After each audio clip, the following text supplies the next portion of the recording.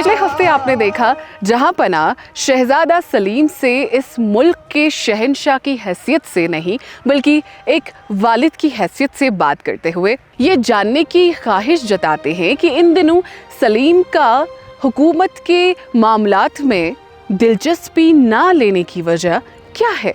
शहजादे के बेमकसद जवाब से शहंशाह इख्तिसार से ये समझा देते हैं कि वो शहंशाह हैं और उन्हें हर बात का इल्म रहता है।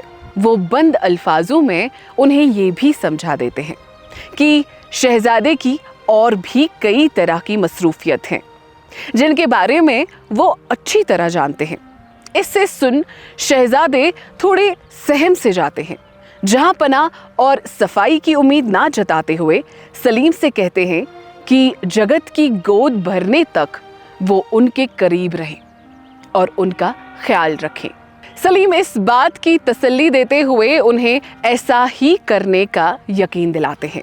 कमर जान बिल्किस बेगम को बताती हैं कि उसने शहजादे सलीम को पेड़ की आड़ में छिपकर ललचाई आंखों से मेहरुन्निसा की तरफ तकतकी लगाए हुए देखा था।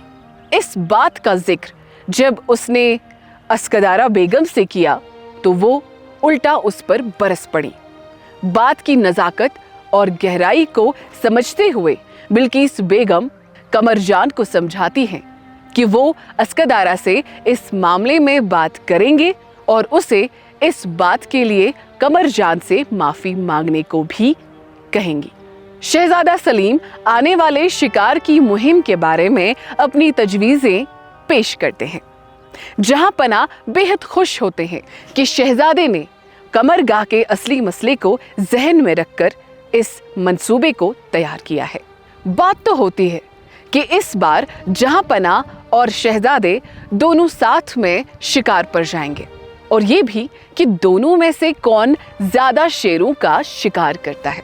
बात जब दुश्मन की आती है तो खाने कना फरमाते हैं कि ऐसे वक्त में दोनों में से कौन दुश्मन के दिल को ज्यादा दहलाते हैं ये भी देखा जाएगा।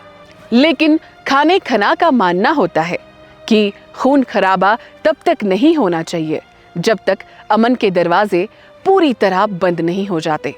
जहां पना खाने खना की इस बात से इत्तेफाक रखते हैं।